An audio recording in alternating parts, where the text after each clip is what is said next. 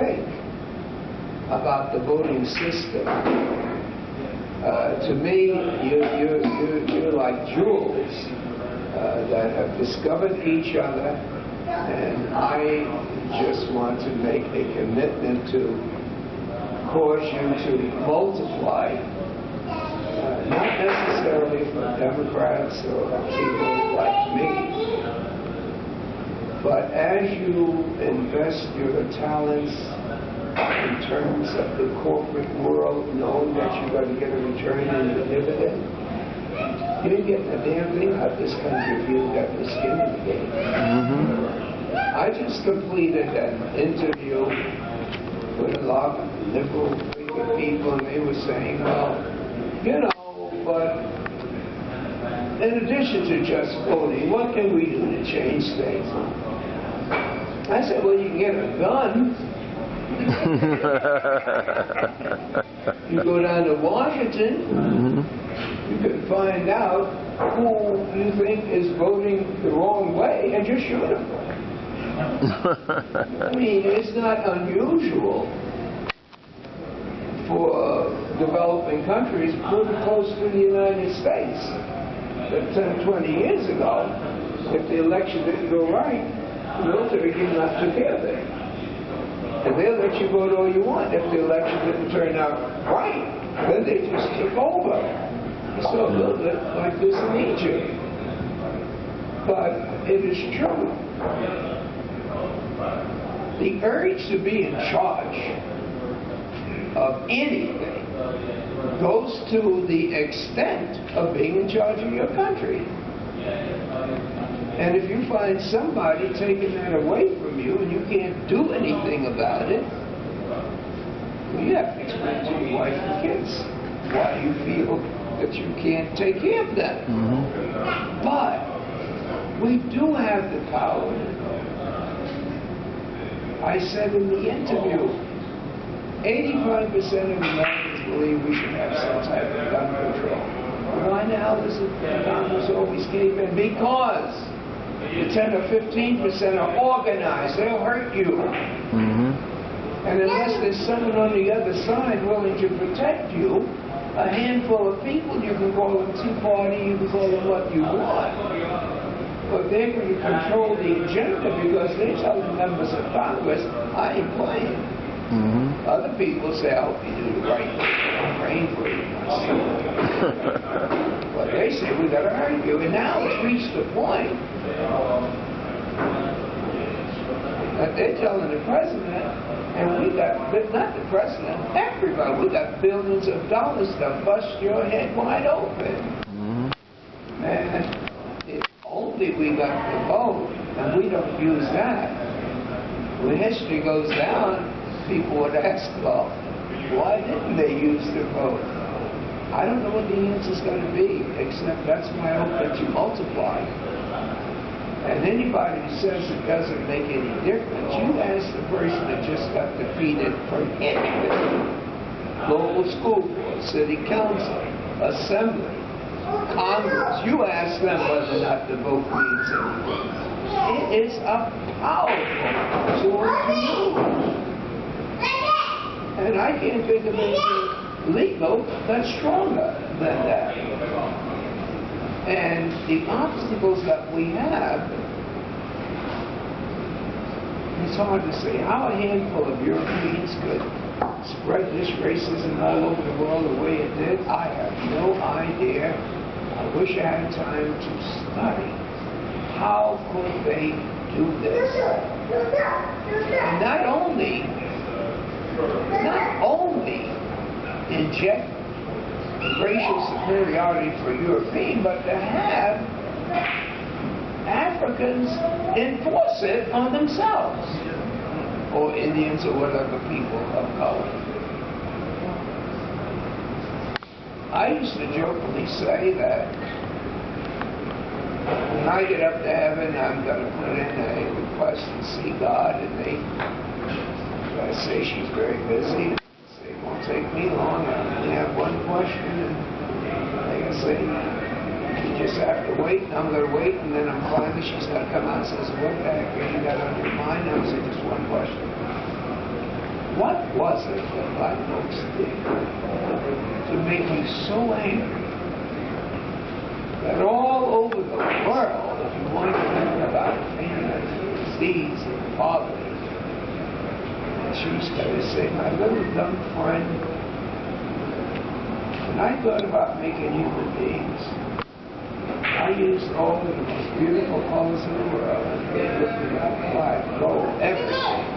And when I thought about what places took them to start this, I picked the richest, most beautiful area in the world called Africa, with its soil and sun, trees and birds, and lakes and rivers and falls. And then you come up here complaining that a handful of people, I ran out of color, I made some damn Europeans and put them wherever, and you coming up here saying that I didn't give you a break. How did it happen to us? How did we start off believing that we are not in charge?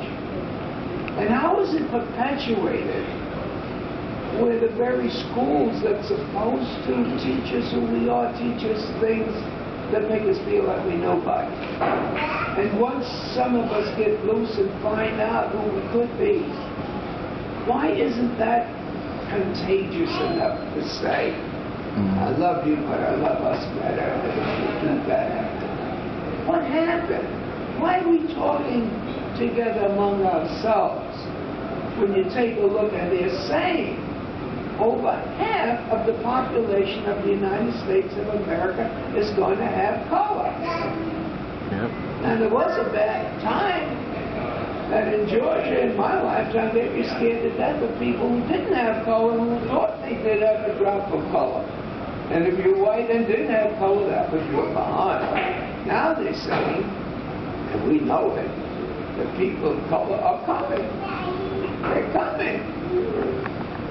And when the deal goes down, what is it that we have to make a difference? Well, it damn sure it's not going to be money.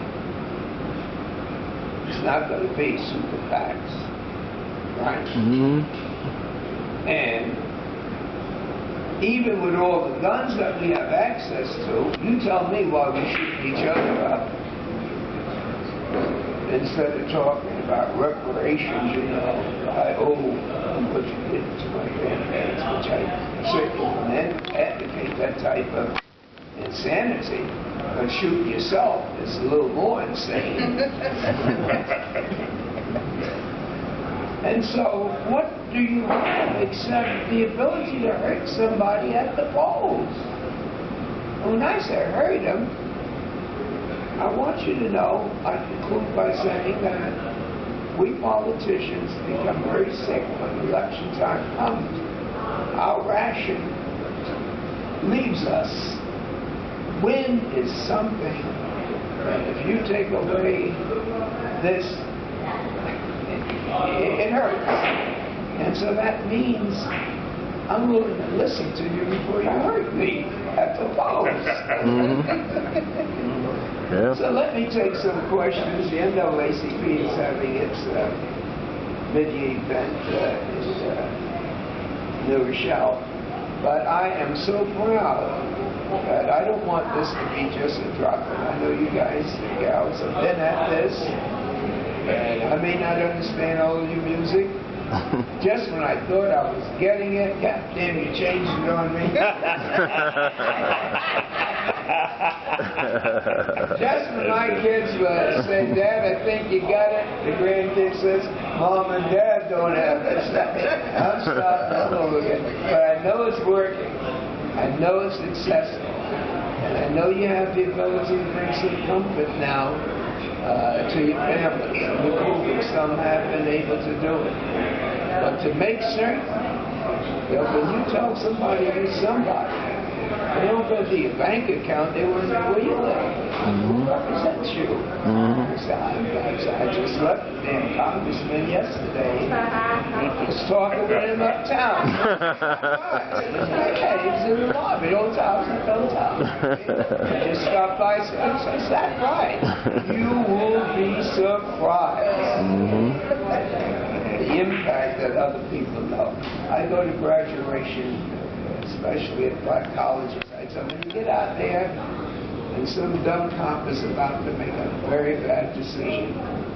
Before he hits you, you tell him, you can do what you want, but I want you to know, Charlie Rangel is my blood cousin. We don't look alike, but we are related. I ain't going to get you out of trouble, but he's going to think, is this possible? And I'm trying to get it to work for Obama. I haven't been too lucky, but when we win this time, anybody can tell anybody Obama's my cousin, just won't admit it, and they'll never. Anyway, if you have any questions, let me try to answer, and I just want to make sure that you know that wherever you are, whatever you're doing, no matter what part of the country, I'll get a member of Congress to be with that group to encourage you to do what you're doing. It's the least that we can do. We don't have to march 50 miles like I did. We don't have to see people come down to Mississippi and not come back because they got killed. We don't have to march with Dr. Martin Luther King and see his blood and realize that in a country that people can be that mean and vicious. We don't have to do that. But we have to do what you guys are doing, you girls are doing, you ladies are doing. So I want to be a part of it.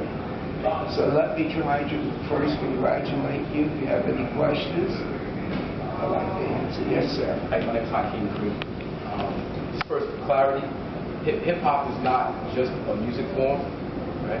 Hip-hop is not what we do, it's how we do it. Hip-hop, we have no perfect record. Hip-hop is just the expression of the indigenous people of this planet. It's how we express ourselves, it's how we commune with each other. It's been here forever, and it's going to remain. We just call it hip-hop now. Put me down. There it is. That's me.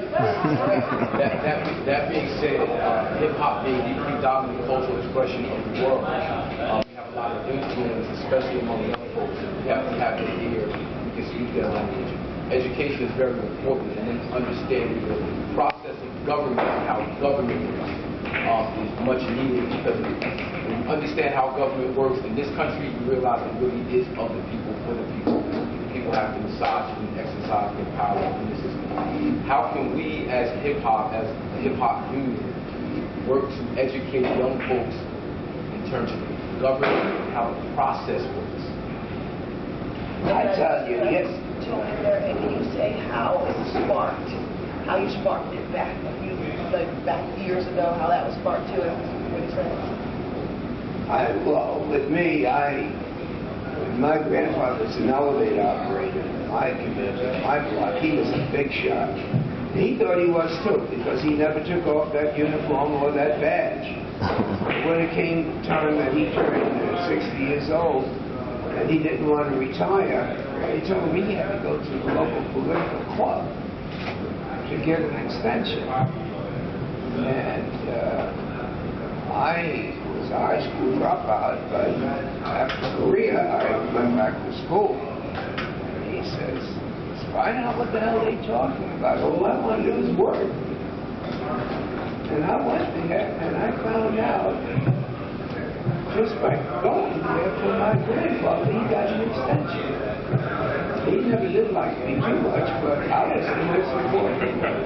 I was a bad dude who wasn't allowed the guy to continue to work. And all I did was say, can you have my grandfather? He said, you represent everybody. I said, yes. You better come by the park. He said, yes. Well, you come on by and talk with him. What's his name, Charlie? What? Take care of Charlie? What? Yeah, taking care of him. I said, well, I he told my mom, his daughter, that son of yours to be something. Well, you'd be surprised how influential politics can be. And the school board, whether or not your kids get the proper education.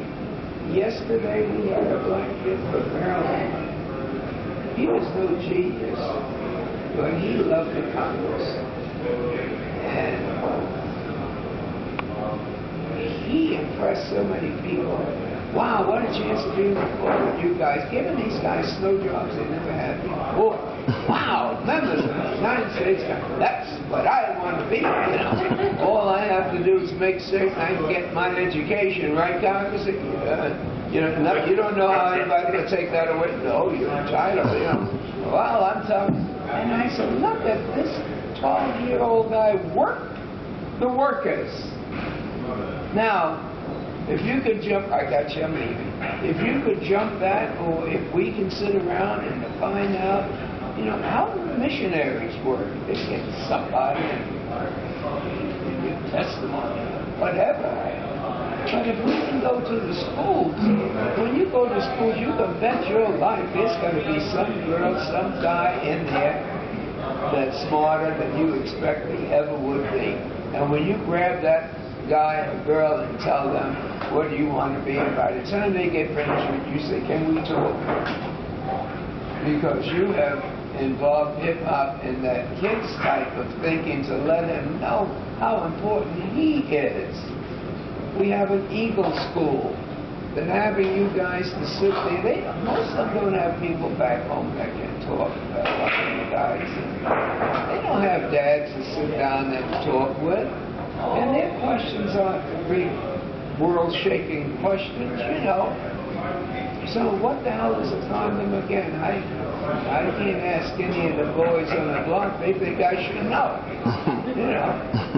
And women. Some don't have mothers who believe that sex is something to talk about. They don't have a big sister or someone older that they respect that they can have confidence. The things that you can do, you know, it's a big thing to adopt a kid. I don't mean legally, I mean just say, and it doesn't have to be the brightest kid in the class. It could be somebody who's about to give up.